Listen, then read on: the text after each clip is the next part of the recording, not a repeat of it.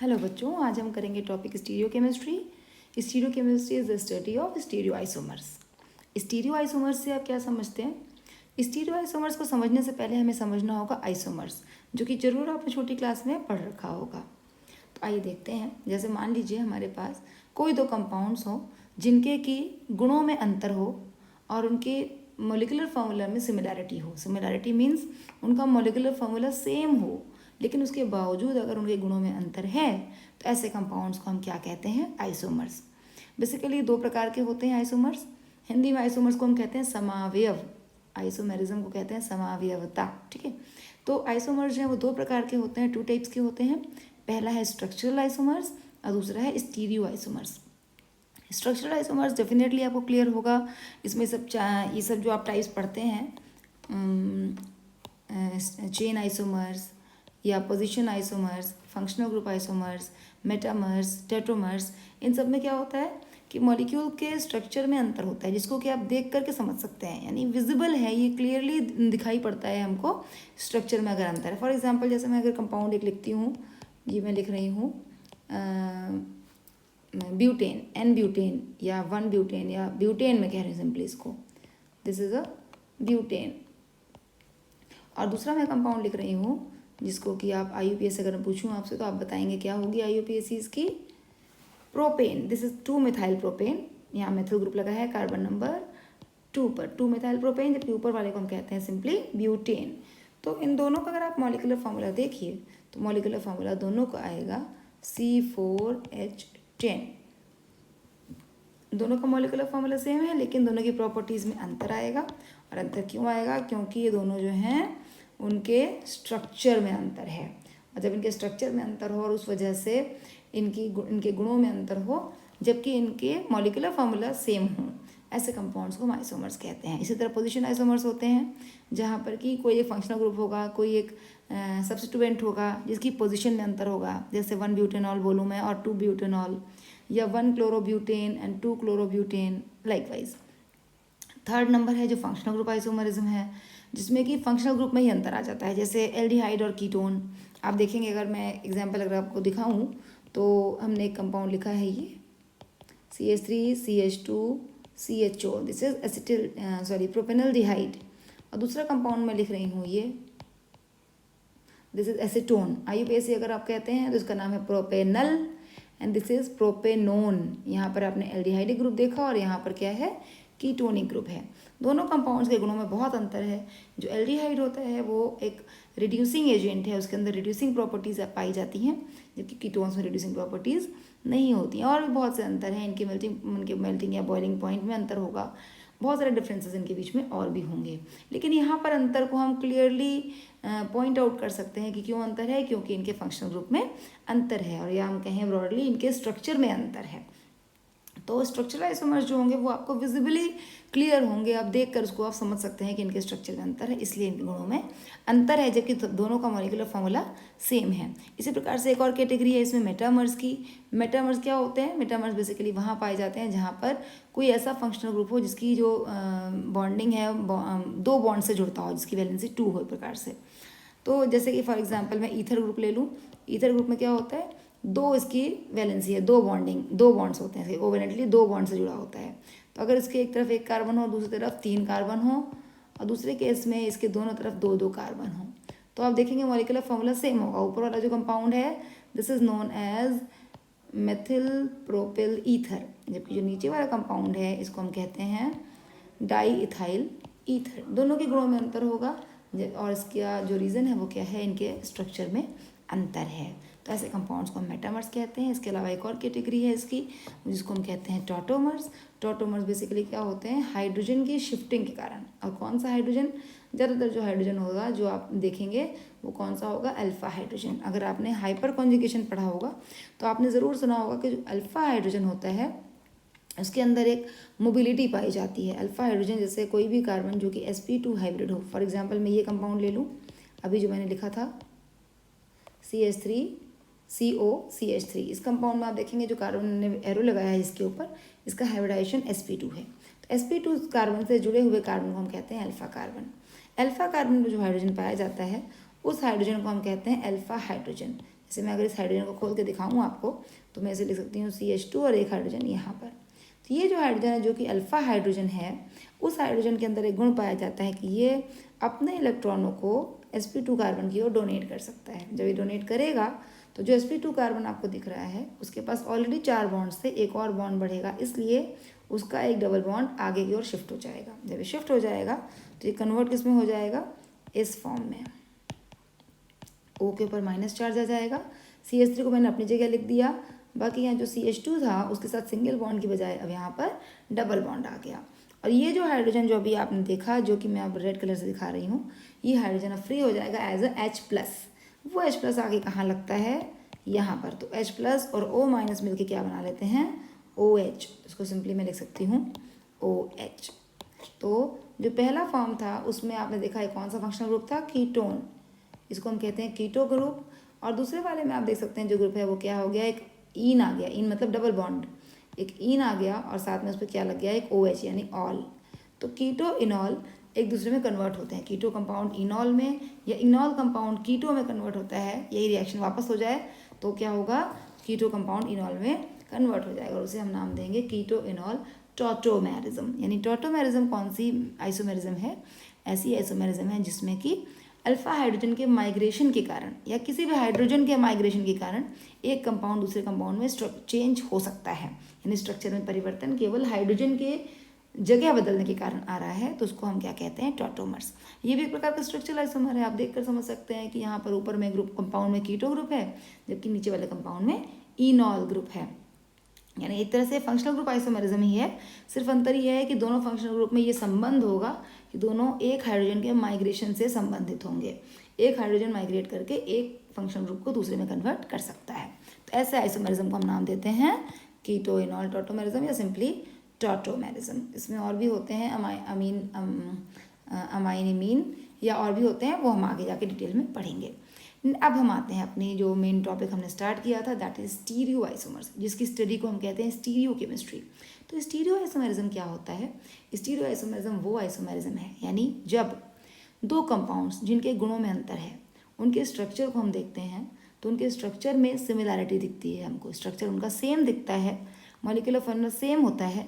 अंतर क्या होता है कि उनके स्ट्रक्चर में सिर्फ जो ग्रुप्स लगे हैं उनके स्पेस में ओरिएंटेशन में अंतर है। ओरिएंटेशन को अगर हम सिंपली समझना चाहें साधारण शब्द, जैसे आप ये कंपाउंड देखिए, इनमें क्या है, कंपाउंड नंबर 1 और 2 को देखेंगे आप, तो कंपाउंड 1 और 2 में अंतर कहाँ है कि इनमें जो मेथिल ग्रुप और हाइड्रोजन लगे हुए हैं, जिसको मैंने ब्लू और येलो से दिखाया है, उनकी पोजीशंस जस्ट ऑपोजिट हैं। पहले वाले कंपाउंड में मेथिल फ्रंट में है और हाइड्रोजन बैक में, जबकि दूसरे वाले कंपाउंड में हाइड्रोजन फ्रंट में है जबकि मेथिल बैक में। इस समय दोनों जो कंपाउंड्स होंगे इन्हें हम क्या कहते हैं, स्टीरियो आइसोमर्स। क्यों, क्योंकि ये दोनों कंपाउंड्स, इनका मॉलिक्यूलर फार्मूला सेम है, इनका स्ट्रक्चरल फार्मूला सेम है। अंतर क्या है, सिर्फ इनके ग्रुप्स के स्पेस में ओरिएंटेशन में, यानी इनके लगने की दिशाओं में अंतर है, इसलिए इन्हें हम क्या कहते हैं, स्टीरियो आइसोमर्स। ठीक है, तो अगर हम बात करते हैं स्टीरियो आइसोमर्स के टाइप्स की, तो स्टीरियो आइसोमर्स भी 2 प्रकार के होंगे। 2 टाइप्स में इसको हम डिवाइड करते हैं, कॉन्फॉर्मेशनल आइसोमर्स और कॉन्फिगरेशनल आइसोमर्स। कॉन्फॉर्मेशनल आइसोमर्स वो स्टीरियो आइसोमर्स हैं जिन्हें आप एक बॉन्ड के अराउंड रोटेट करके एक दूसरे में कन्वर्ट कर सकते हैं, यानी सिर्फ रोटेशन के थ्रू वो एक दूसरे में इंटर कन्वर्टिबल हैं।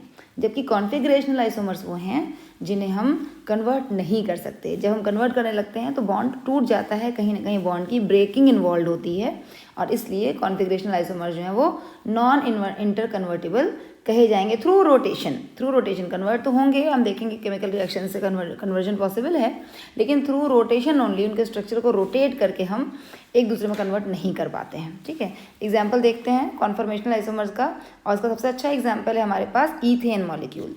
ईथेन मॉलिक्यूल अगर आप देखिए तो उसमें क्या है, 2 कार्बन हैं जो कि सिंगल बॉन्ड से जुड़े हैं, वो मैं यहाँ दिखा रही हूँ आपको। एक कार्बन ये है और एक कार्बन ये है। अब इन दोनों कार्बन्स में अगर आप देखते हैं तो ये जो कार्बन है पहला वाला, उसके ऊपर 3 हाइड्रोजन लगे हैं, जबकि दूसरे वाले पर भी 3 हाइड्रोजन लगे हैं। अब जो स्ट्रक्चर फर्स्ट है, जो मैंने ग्रीन कलर से लिख के दिखाया है स्ट्रक्चर फर्स्ट, उस पर जो 3 हाइड्रोजन्स हैं आगे वाले, वो पीछे वाले तीनों हाइड्रोजन्स को सुपर इम्पोज करते हैं, यानी ढक रहे हैं। और ये दोनों स्ट्रक्चर्स मैंने दिखा दिया। ये जो पहला वाला स्ट्रक्चर बनाया है मैंने, ये ईथेन का 100 हॉर्स फार्मूला है, और जबकि दूसरा वाला जो बनाया है मैंने स्ट्रक्चर इसका फर्स्ट कंपाउंड का ही जो मैंने सर्कल से बनाया उसको हम कहते हैं न्यूमैन प्रोजेक्शन। तो न्यूमैन प्रोजेक्शन से देखिए या फिर आप सॉहर्स प्रोजेक्शन में देखिए, जो फर्स्ट कंपाउंड है हमारा उसमें पहले वाले कार्बन के तीनों हाइड्रोजन्स दूसरे वाले कार्बन के तीनों हाइड्रोजन्स को ढक रहे हैं। देखिए यहाँ से इस हाइड्रोजन के पीछे यहाँ पर हाइड्रोजन है, इसके पीछे यहाँ पर ये हाइड्रोजन है, इसके पीछे यहाँ पर ये हाइड्रोजन है, तीनों एक दूसरे को ढक रहे हैं। ऐसे कंपाउंड की स्टेबिलिटी कम हो जाती है। वजह क्या है?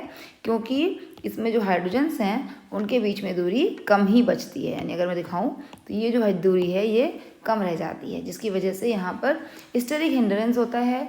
यानी हाइड्रोजन के इलेक्ट्रॉन्स एक दूसरे को रिपेल करते हैं, दोनों हाइड्रोजन्स के इलेक्ट्रॉन, और उसकी वजह से स्टेबिलिटी इसकी घट जाती है। वहीं इथेन एक और रूप में एग्जिस्ट करता है जो कि मैंने स्ट्रक्चर 2 के रूप में दिखाया है आपको नीचे।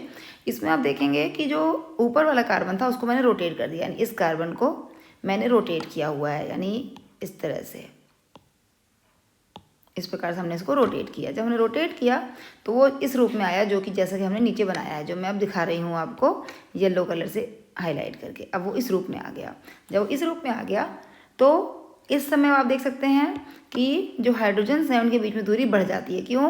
क्योंकि ये वाला हाइड्रोजन के पीछे यहाँ कुछ नहीं है, इस हाइड्रोजन के पीछे यहाँ पर कुछ नहीं है, इस हाइड्रोजन के पीछे यहाँ कुछ नहीं है, या मैं कह लूँ पीछे वाले हाइड्रोजन के आगे यहाँ कुछ नहीं है, इसके आगे यहाँ कुछ नहीं है, इसके आगे यहाँ कुछ नहीं है।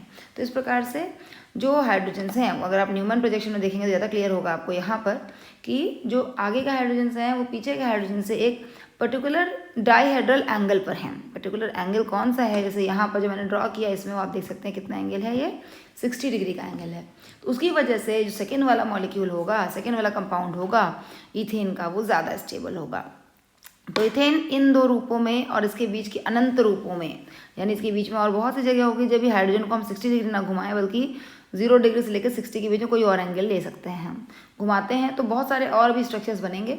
उन सब रूपों में इथेन एग्जिस्ट कर सकता है, लेकिन उसकी जो मोस्ट स्टेबल फॉर्म होगी वो सेकेंड वाली होगी जो मैंने अभी नीचे लिखा है, और जो मोस्ट अनस्टेबल फॉर्म होगी ये फर्स्ट वाली होगी जो मैं अभी रेड से सर्कल कर रही हूँ। ठीक है, तो इस तरह के जो मॉलिक्यूल्स होते हैं, इस तरह के जो कंपाउंड्स होते हैं, जिनमें केवल अंतर इतना है कि हम एक सिंगल बॉन्ड के अराउंड रोटेट करके एक कंपाउंड को दूसरे में कन्वर्ट कर सकें। तो ऐसे जो आइसोमर्स होते हैं, ऐसे जो कंपाउंड्स होते हैं, उन्हें हम लोग कॉन्फर्मेशनल आइसोमर्स कहते हैं। यानी कॉन्फर्मेशनल आइसोमर्स क्या होंगे? जब हम सिंगल बॉन्ड के अराउंड या किसी बॉन्ड के अराउंड रोटेट करके एक स्ट्रक्चर को या एक मॉलिक्यूल को दूसरे मॉलिक्यूल में कन्वर्ट कर सकें। ठीक है, तो एक तरह से कह सकती है कि टेम्परेचर अगर हमारा अधिक होगा तो ये आराम से कन्वर्ट होते रहेंगे अपने आप ही, और टेम्परेचर कम होने पर ही इन्हें हम फ्रीज कर सकते हैं उनके स्ट्रक्चर में। ठीक है, दूसरा क्या है? दूसरा है हमारा कॉन्फिगरेशनल आइसोमर्स। दूसरा हमारा है टाइप कॉन्फिगरेशनल आइसोमर्स। तो कॉन्फिगरेशनल आइसोमर्स आप स्ट्रक्चर 1 और 2 यहाँ समझ सकते हैं, जो मैंने 1 और 2 दिखा रखा है। 1 और 2 में क्या अंतर है कि 1 जो कंपाउंड है, अभी मैंने बताया कि 1 कंपाउंड में मेथिल फ्रंट में है जबकि 2 में मेथिल बैक में है। अब अगर मैं कहूँ कि आप 2 को रोटेट करिए और 1 जैसा बना दीजिए, तो 2 को अगर मैं रोटेट करूँ जिससे कि जो मेथिल है वो हमारा आगे आ जाए या मेथिल फ्रंट वाले कार्बन पे आ जाए, तो हम किसी भी तरह मेथिल को अगर हम यहाँ लाते हैं, यहाँ मेथिल पहुँच भी जाए तो हमारा हाइड्रोजन कभी पीछे नहीं पहुँचेगा, बल्कि हाइड्रोजन कहाँ पहुँच जाएगा? ब्रोमीन की जगह पहुँच जाएगा। इसका मतलब 1 को 2 में हम रोटेट करके कन्वर्ट नहीं कर सकते, या 2 को रोटेट करके हम 1 में कन्वर्ट नहीं कर सकते हैं। इस तरह के आइसोमर्स को हम कहते हैं कॉन्फिगरेशनल आइसोमर्स। अभी इसके बारे में और डिटेल हम पढ़ेंगे, अभी मैं आपको इसको और समझाऊंगी। देखिए आप देख सकते हैं कि अगर मैं इस मॉलिक्यूल 2 को रोटेट करती हूँ तो एक रूप ये बनता है जो मैंने स्ट्रक्चर 3 में दिखा रखा है। स्ट्रक्चर 3 आप देखेंगे तो रोटेट करने पर 2 को रोटेट करने पर बनता है। 2 को मैंने रोटेट किया, इस प्रकार से रोटेट किया कि मेथिल यहाँ पहुँचा, तो फिर अगर मेथिल यहाँ पहुँचेगा तो क्या होगा? हाइड्रोजन यहाँ पहुँच जाएगा और ब्रोमीन हाइड्रोजन की जगह पहुँच जाएगा। मतलब एक तरह से रोटेट करके आप देखिए, इमेजिन करेंगे इसको आप 3 डायमेंशनली। अभी मैं इसको और डिटेल में कराऊंगी। तो आप देखेंगे कि जो स्ट्रक्चर 2 और 3 हैं वो सेम हैं। स्ट्रक्चर 2 और 3 तो इंटर कन्वर्टेबल हैं, एक दूसरे में कन्वर्ट हो जा रहे हैं रोटेट करके। 2 और 3 बिल्कुल सेम ही कंपाउंड है एक्चुअली, लेकिन स्ट्रक्चर 1 और 2 या स्ट्रक्चर 1 और 3 आपस में, यहाँ पे आपको ज़्यादा क्लियर दिखेगा ये चीज़, आपस में कैसे संबंध रखते हैं? मिरर इमेज का संबंध रखते हैं, यानी 1 की मिरर इमेज 3 जैसी होगी। तो ये जो कंपाउंड्स होंगे ये क्या होते हैं? Configurational isomers. कॉन्फिगरेशनल आइसोमर्स अगर मैं डिफाइन करूँ सिंपली, तो वो रोटेशन के थ्रू एक दूसरे में कन्वर्ट नहीं हो पाते हैं, उनमें प्रॉपर्टीज़ में अंतर होता है, और जो अंतर होता है वो क्यों होता है? क्योंकि उनके वो स्टीरियो आइसोमर्स होते हैं, और ऐसे स्टीरियो आइसोमर्स होते हैं जो कि थ्रू रोटेशन इंटरकन्वर्टेबल नहीं होते हैं, ठीक है। अब कॉन्फर्मेशनल आइसोमर्स को भी हम बहुत सारे इसके हम लोग टाइप्स पढ़ते हैं, साइक्लोहेक्सेन में पढ़ते हैं, ब्यूटेन में पढ़ते हैं, एन ब्यूटेन में, तो वो हम उसको करेंगे डिटेल में अलग से, अलग वीडियो में, क्योंकि नहीं तो ये वीडियो बहुत लंबा हो जाएगा बच्चों।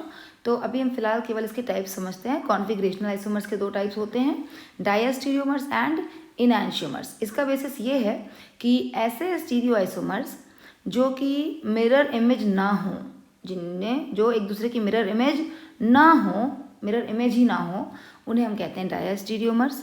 और ऐसे कंपाउंड्स जो एक दूसरे की मिरर इमेज तो हों लेकिन नॉन सुपर इम्पोजेबल, वो इनैंशियोमर्स कहलाते हैं। अब आप पूछेंगे कि अगर मिरर इमेज हों और सुपर इम्पोजेबल हों तो बच्चों वो दोनों कंपाउंड सेम ही होते हैं, एक ही कंपाउंड होता है वो। यानी अगर आपने एक मॉलिक्यूल की मिरर इमेज बनाई और वो सुपर इम्पोज कर रही है, तो दैट मीन्स कि वो कोई नया कंपाउंड नहीं बना है, वो पहला ही वाला कंपाउंड है, सिर्फ उसको लिखने का तरीका आपने पलट दिया है, ठीक है। तो जब हम मिरर इमेज बनाएंगे तो ध्यान रखेंगे कि या तो वो जो कंपाउंड है वो नॉन सुपर इम्पोजेबल होना चाहिए, तब वो 2 अलग कंपाउंड्स होंगे और वो कॉन्फिगरेशनल आइसोमर्स होंगे, और या फिर एक कंपाउंड की मिरर इमेज ही नहीं होना चाहिए दूसरा कंपाउंड, तब वो कॉन्फिगरेशनल आइसोमर्स होगा, वो उसको हम कहेंगे डायस्टीरियोमर्स, ठीक है। और अगर दोनों कंपाउंड्स मिरर इमेज हैं और सुपर इम्पोजेबल भी हैं, तो आप ध्यान रखेंगे कि then both the compounds are the same, एक ही कंपाउंड होंगे, ठीक है। तो non superimposable mirror images को हम कहते हैं इनैंशियोमर्स। तो ये है आपका इनैंशियोमर्स। इसको हम लोग 2 भागों में बांटते हैं, डी और L, dextro rotatory and levo rotatory, और दोनों के मिक्सचर को हम कहते हैं रेसिमिक मिक्सचर। अगर 50% हमने डी रखा, मान लीजिए 10 मॉलिक्यूल हमने डेक्स्ट्रो रोटेटरी के ले लिए और 10 मॉलिक्यूल लीवो रोटेटरी के ले लिए किसी कंटेनर में, एक साथ मिला दिए, तो उस मिक्सचर को हम कहते हैं रेसिमिक मिक्सचर। और उसमें जो है लाइट का रोटेशन नहीं होता है। अभी मैं इसको डिटेल में कराऊंगी ऑप्टिकल आइसोमर्स में, ठीक है। तो डी और एल मैंने यहाँ लिख दिया है, लेकिन एक्चुअली इनैंशियोमर्स क्या होते हैं, आप वैसे ऑप्टिकल आइसोमर्स होते हैं, ठीक है। These are the optical isomers.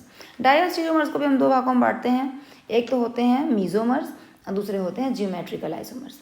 Diastereomers पहले मैंने आपको बताया जैसे कि क्या होते हैं, जो कि non superimposable mirror images होते हैं। जैसे मैंने अगर बनाया, सपोज करिए मैं कंपाउंड बना रही हूँ, अब आप देखिए क्या बनाया मैंने, ये कंपाउंड बनाया, और एक दूसरा कंपाउंड मैंने बनाया जिसमें पहले कार्बन को तो मैंने सेम ही रखा, सेकेंड नंबर कार्बन पे मैं चेंज कर रही हूँ, Cl को ऊपर कर रही हूँ, हाइड्रोजन को नीचे कर रही हूँ। ये दोनों जो कंपाउंड्स हैं, इसमें अगर मैं चाहूँ कि इसको रोटेट करके इस प्रकार से और पहले वाले में दूसरे वाले में कन्वर्ट कर दूँ, तो ऐसा पॉसिबल नहीं है बच्चों, क्योंकि रोटेट करने पर जो यहाँ पर ये पाई बॉन्ड है, जो आपने सेकेंड वाला बॉन्ड बनाया है, वो टूट जाता है।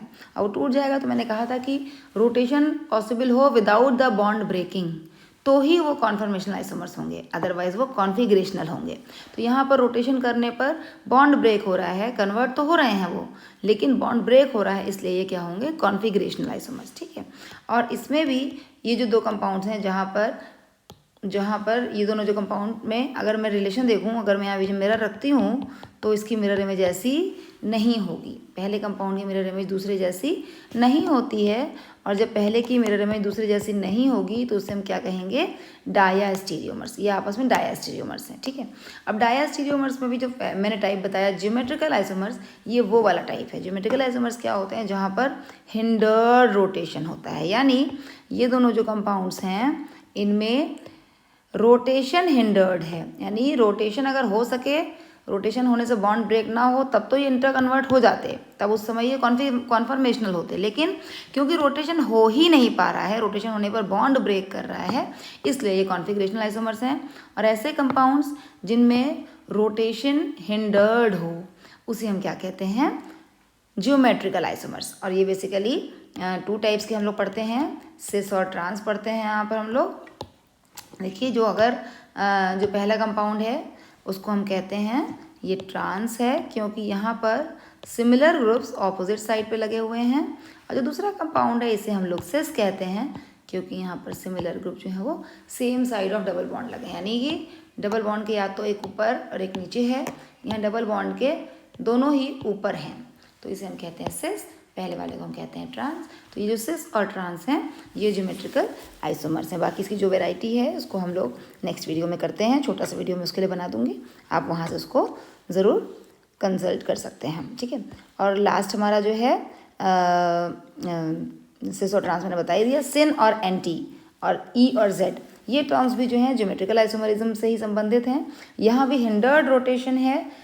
ई और जेड तो एक्चुअली एल्कीन्स में ही ज़्यादा हम लोग पढ़ते हैं, और सिन और एंटी हम लोग बेसिकली नाइट्रोजन के कंपाउंड्स में पढ़ते हैं, ऑक्सिम वगैरह में पढ़ते हैं। तो वो भी मैं आपको ज्योमेट्रिकल आइसोमरिज्म के वीडियो में प्रॉपरली शेयर करूँगी। तो आज के लिए बस इतना ही, मिलते हैं नेक्स्ट वीडियो में। तब तक के लिए keep studying, keep learning, bye bye.